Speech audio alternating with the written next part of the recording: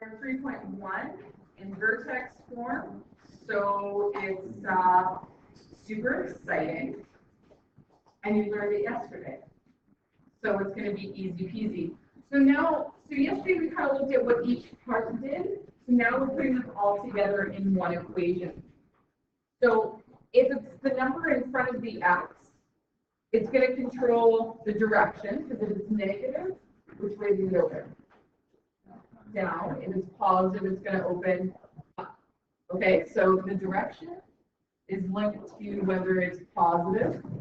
So positive is up, and negative is down. Now, we did all these graphs yesterday. So what we're doing today is we're combining all the pieces together.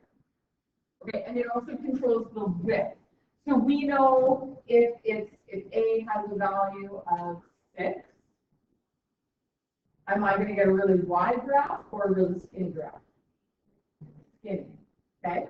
So if it's greater than 1, your graph's going to be skinnier. If it's a fraction that's less than 1 but greater than 0, it's going to be wide. Okay. The H. Now this, hopefully, you got from last night's homework. You did a little bit. This is the x-coordinate of the vertex, but it's also the horizontal shift.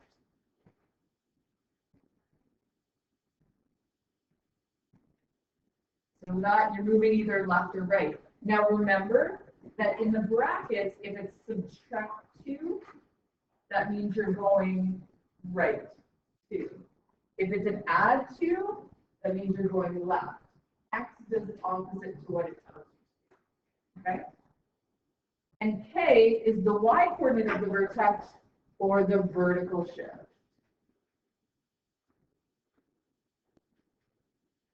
And this one does tell you the straight story. So if it's an add 3, then you're going up 3. If it's a minus 3, you're going down 3. Okie dokie. The nice thing about vertex forming is when you see it this way, when it's written this way, with the brackets, and the squared is on the outside, we know if it's a squared, it's a quadratic, we know it's going to result in a parabola. It's going to result in one of those kind of graphs. So in math, if you can visualize it in your head, you can see it in your head, it helps. I always end up having to sketch. If I'm doing something, still now I sketch a rough graph to kind of help me. Like I was helping somebody with a triangle question, and I had to draw it so I could see the shape of it. It's not perfect, but I can see it. All right. Okay. So, how to sketch a quadratic function. Identify the vertex of the function and plot that point. Decide if the graph opens up or down. You guys are smart people. Now, okay, this is what. So step 3, I'll give you the easy step 3.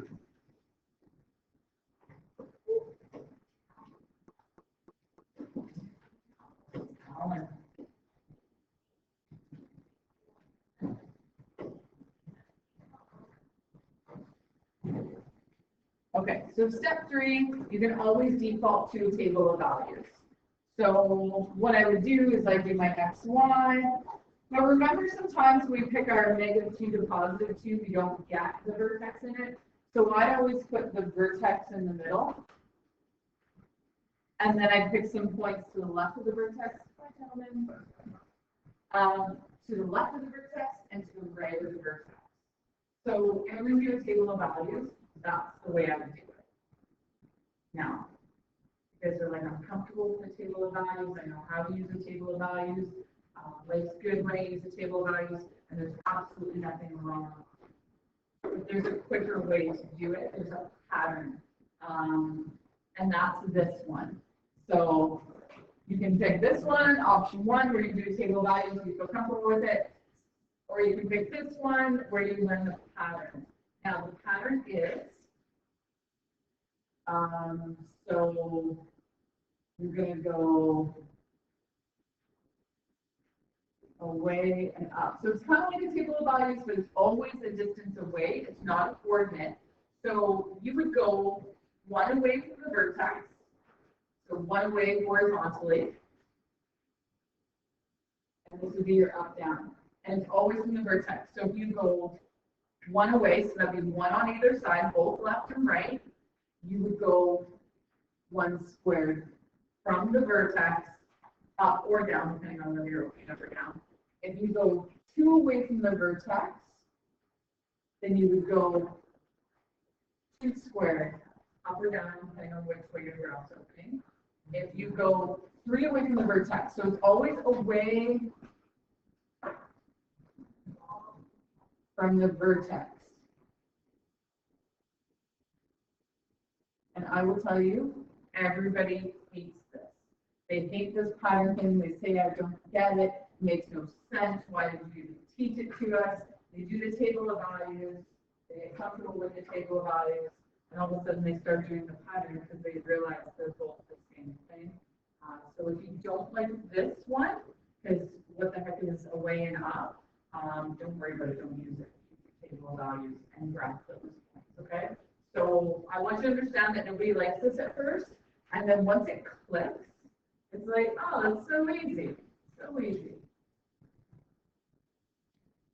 All right. So let's do some math. Let's graph for funsies. I probably should change these because these are like the worst coordinate planes. Are really dark. Anyway, whatever. I hope I was efficient. Okay. So the first thing I'm going to do is I'm going to identify the vertex because this is in vertex form. So vertex form tells you what your vertex is. So your vertex are right there. So inside the brackets is the x value of the vertex, and outside the brackets is the y value. Now, I'm going to pop back to this one for a second. Notice the equation has a subtraction sign in it, right? So if we go back to this one, which way am I moving? Am I moving left or right? So I'm going to positive 2. So my vertex is going to be positive 2, positive 3, even though there's a subtract sign in there. So,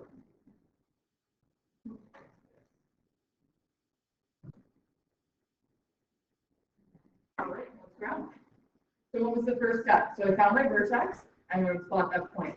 Here's the thing. I need increments on this, right? So what do you guys want to go up by? You want to go up by 1? Do you want to go up by halves? Do you ones, just so everybody's okay with that? Okay, so they're tenths. You don't have to label every one. You just have to tell me one number, and so I know that each one of those has a value of 1. So the increments are the first thing I'm going to label. Okay, so now I'm going to plot my point. So it's over 2, up 3. There's my vertex with me. Yay. Thanks. Does the graph open up or down? Is there a number outside of there? What kind it is? It's the invisible number 1. What kind of 1 is it? Is it positive or negative? Positive, so my graph is opening. I do that a lot. I just throw my hands in the air. Okay, so if I were to do a table of values, because I think that's where we're most going to be comfortable with, and you guys can, I'll show you both. All right, so what did I say to do? I said just take your vertex and put it in the middle of the table. Right?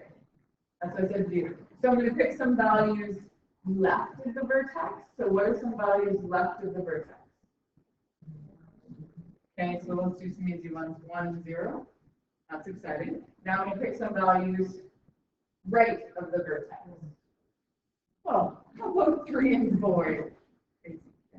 All right. So now using my equation, I'm going to substitute them into my table of values.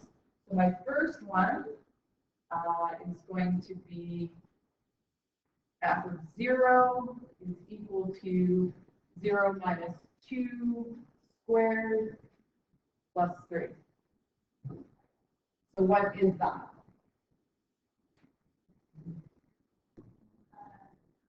Negative 2 squared is 4 plus 3, 7. Okay, if I put a 1 in here, 4. If I put a 3 in here, if I put a 4 in here, hopefully you guys are like, because it should be the same on both sides. All right, so let's plot those points. Okay, so 0 and 7.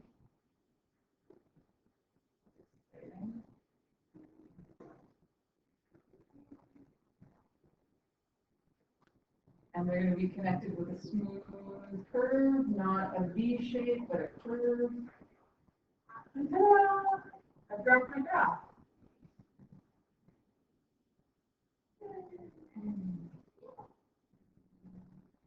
I like the Excel as well. Okay, so don't erase yours. I'm going to erase mine. Okay. So the first thing I do is solve for my vertex, which is 2, 3, over 2, up 3. There's my vertex. I decide that it's opening up. Now I'm going to do my pattern. So my pattern was 1 away from the vertex on either side, so to the right one, and I go up 1 square on the plotted point. I go 1 away, and I'm always from the vertex. So start at the vertex, go 1 away to the left, 1 squared up. There's my point there. So that would be at 3, 4. And this one is 1, 4. So this is the exact same points I got in my table of values. And so the next one was I'm going to go 2 away from the vertex. So 1, 2. So again, I start top at my vertex. And I'm going to go 2 squared up, which is 4. So 1, 2, 3, 4, which is here. I'm going to go 2 away from my vertex to the left. 1, 2, and then 4 up. 1, 2, 3, 4.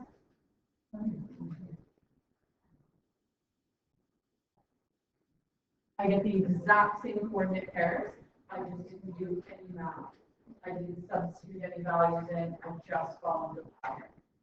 So it gets a little bit more complicated when there's an A value, when this is like 7/14. I guess it's 1/2. 7/13. That would be really difficult to do. I'd probably go to a table of values and use my calculator. And you'd be like, I'll never get up those kind of numbers. Yeah. Okay, so that's that one. So you can do a table of values. I think you guys are probably going to be more comfortable with a table of values to begin with. So no shame in that. Okay, so these are still the same, 10, 10, -10, and -10. So the first thing I'm going to do is plot my vertex. So where is my vertex on this?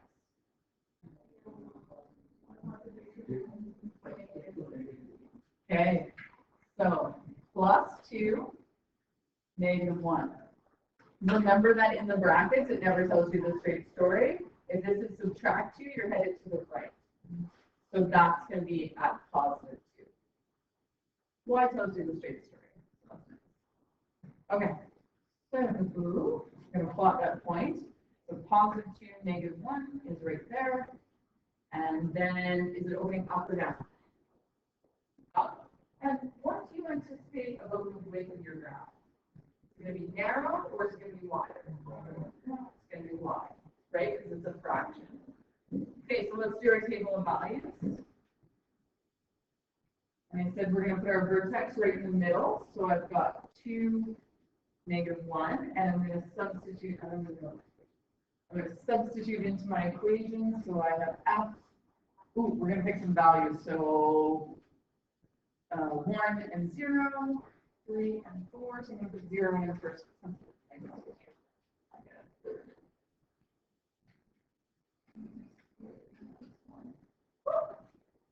Okay. A third. Do not change it into a decimal. We're going to deal in fractions. Okay.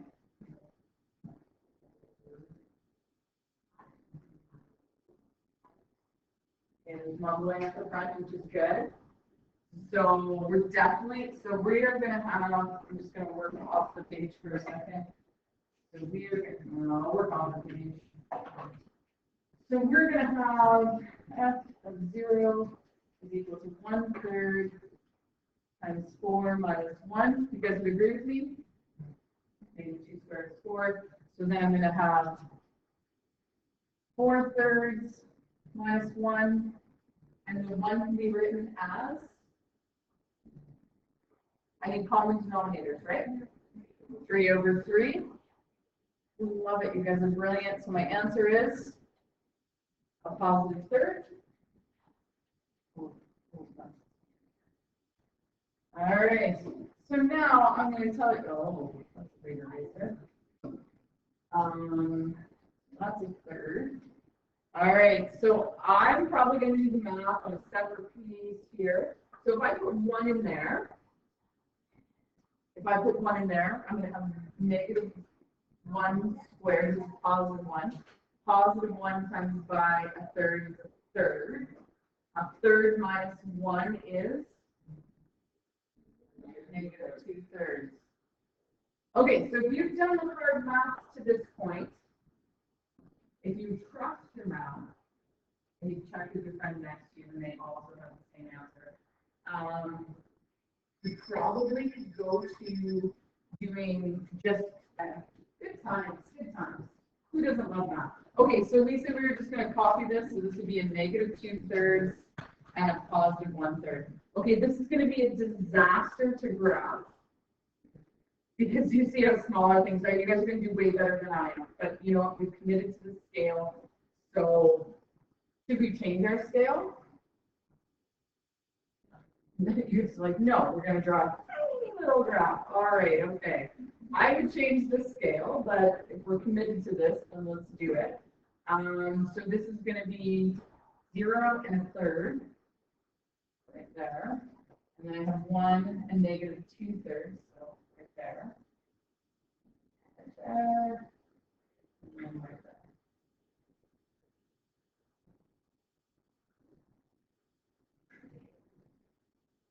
All right. Now, if you try to do the pattern for this one, it's not going to work.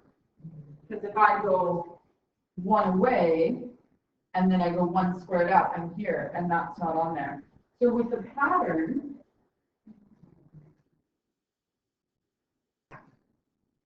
if you have an A value, doesn't matter what A value it is, if it's 600, you still do this.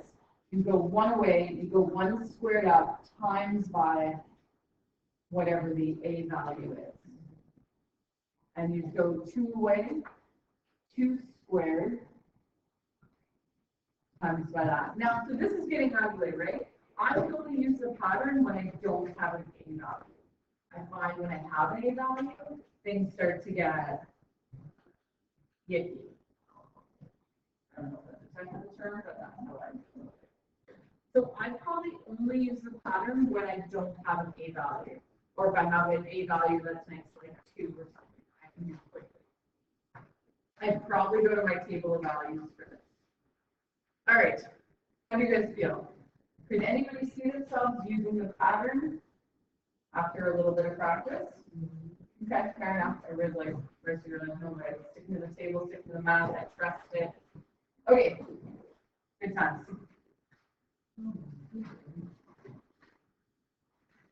All right, so how many zeros? Super excited. Okay, so zeros are just another name for x-intercepts. Hopefully that helps you with last night's assignment. Hint, hint, nudge, nudge. There is a question regarding this on last night's assignment. So zeros and x-intercepts, same things. Sometimes we call them the roots of the function. That's another name that we give them. But usually zeros and x-intercepts. All right, so here's the thing. I'm asking how many. Chapter 4, you're going to tell me where they are. In chapter 3, you're just going to tell me how many I have. Okay, so here's the deal. There are 2 different types of questions. You've got how many, and you've got where are they. So it's like saying, how many students do I have in my intro class? I have 30. Where are they? No clue. Because they are all off doing something else right now. I'll know where they are next period, but right now, no clue. All I know is how many I have. So today we're going to work with how many. So you got three options. I went a little bit crazy with my arrows. They're very bold. So the option one is you have 1, 0. That means you have one x-intercept. That means your vertex is on the x-axis.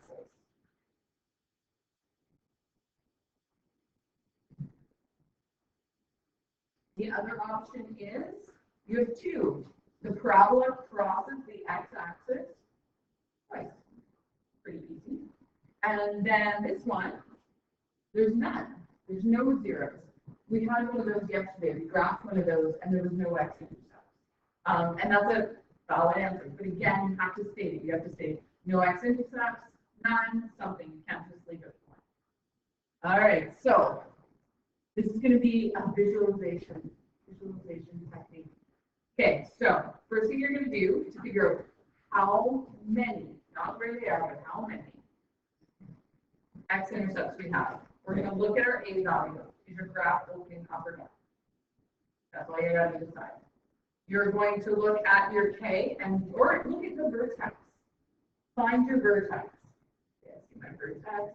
It's opening up, it's opening down. Visualize the graph, and then you're going to say how many. Because basically, if we did this for 1 day, you're not going to be visualizing something. It's really quite easy. So if I give you this equation, I'm making this up as I go.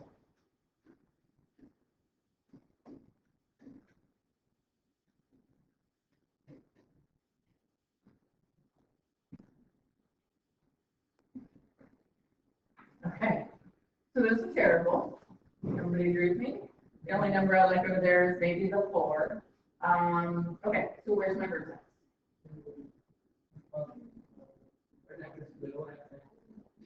Okay, so where's my vertex? 7/13 and positive 4. So we know it's definitely less than 1-ish.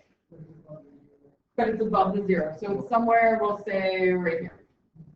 That's my vertex. Okay, so I'm visualizing this in my head. I'm drawing you a picture because you can't see what's going on in my head. Pretty scary up there. Does the graph open up or down? Down. So I know that my graph at the vertex is going to open down. Right? Okay, so these are terrible numbers. There's nothing nice about them. I'm not really asking you to graph it. I'm asking you to visualize it. So how many x-intercepts do I have?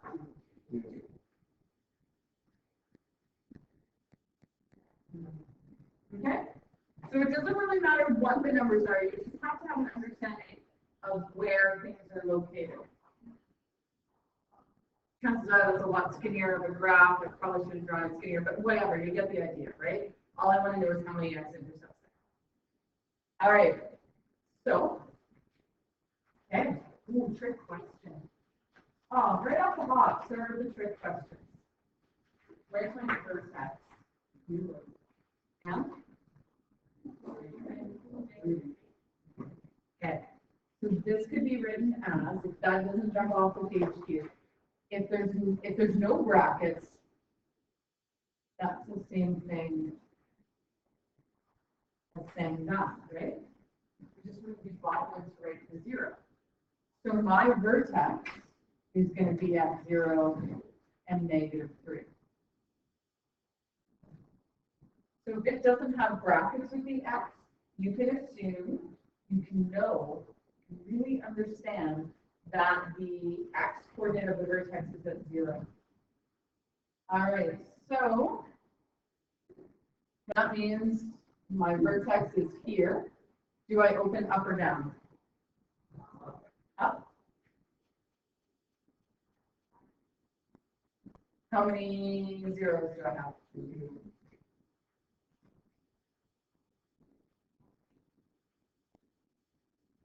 Okay, so the next one's a little bit nicer. I'm going to wait for you guys. Those are nicer.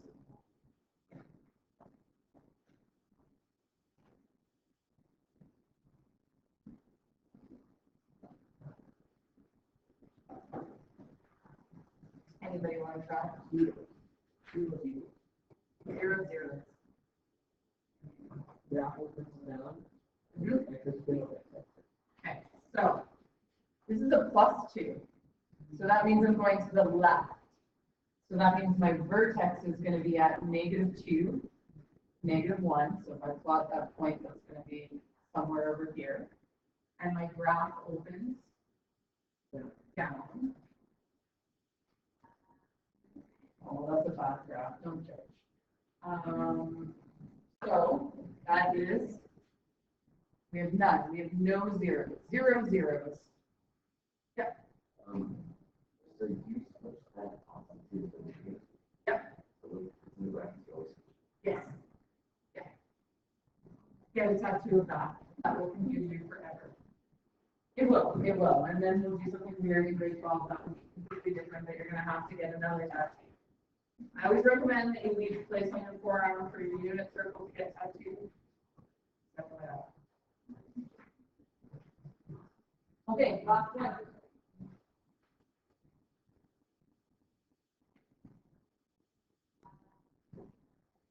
Okay, if you were to head to bed and you were the teacher in the class and you had given a 2 example and an example, anybody want to guess what that one's going to be? Okay. Trouble is I'm not going to give you 3 examples on your test, so you need to know how to do this, right? So my vertex is going to be where? 2 and 0. So there's nothing added here. So you can assume that as a +0, right? So my vertex is at 2, 0. So that puts me right here. And my graph opens up.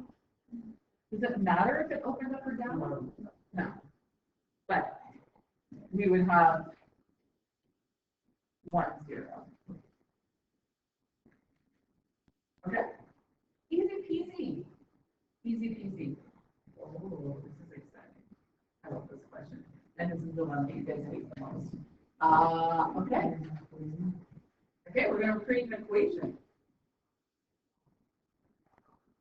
Okay, so people don't like this because it takes some thinking, and sometimes it takes us a little bit more thinking. So my equation form is y equals a bracket x minus h squared plus k.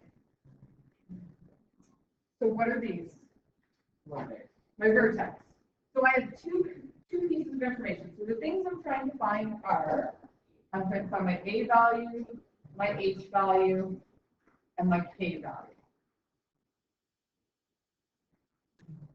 All right, so looking at this graph, where's my vertex? You sure? Positive? So you're telling my vertex is at 2, 1. Yeah. I believe it. Now, it's a +2. So is it going to be an add 2 or a subtract 2? It's going to be a subtract 2 squared plus 1. Okay, that's good. So I'm left only with one thing left to find. Okay, that wasn't too hard, right? Okay, so we got to find the a value. We got to find the one more thing. So what we're going to do is we're going to select a point. Oh, that's a yellow. That's not good. Okay, I guess this is step 2.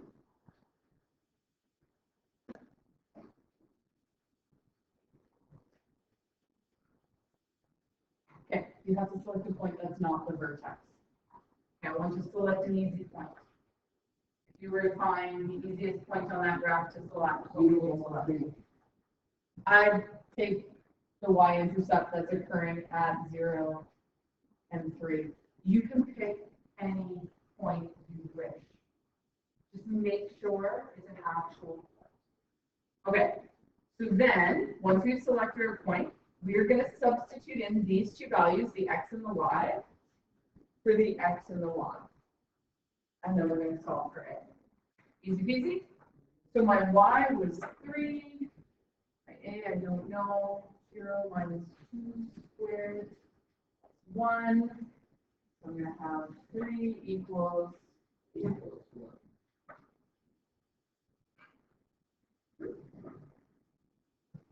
sure about that?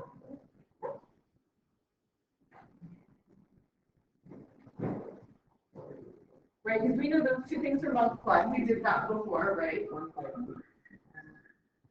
Okay, so 1/2. So I'm going to minus 1 from both sides. So I'm going to have 2 equals 4a, divided by 4, divided by 4. A is equal to 2/4. We always give it in the simplest form. So A is equal to 1/2. All right, now you can't leave it like that. We've got to write the equation.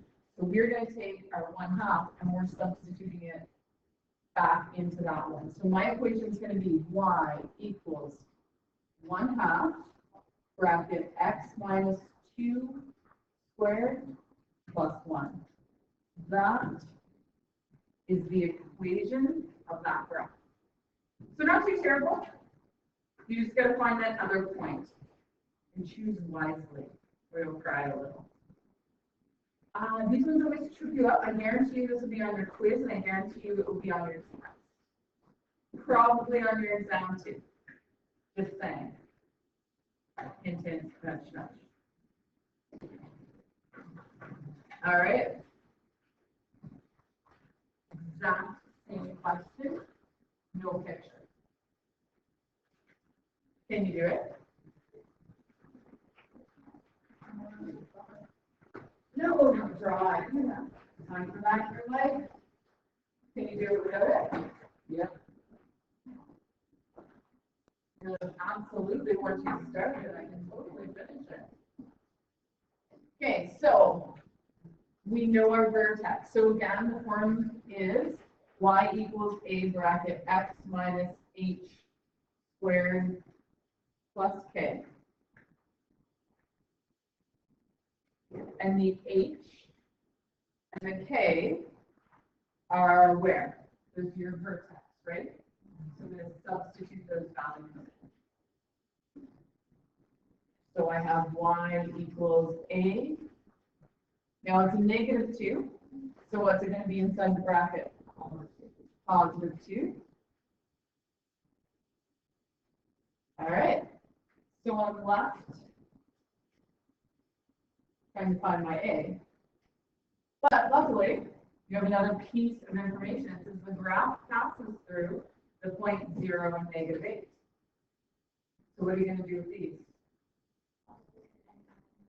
Plug it into x and y. So that's going to go there.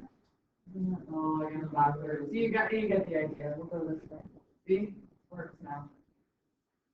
So now I'm going to have -8 equals a 0.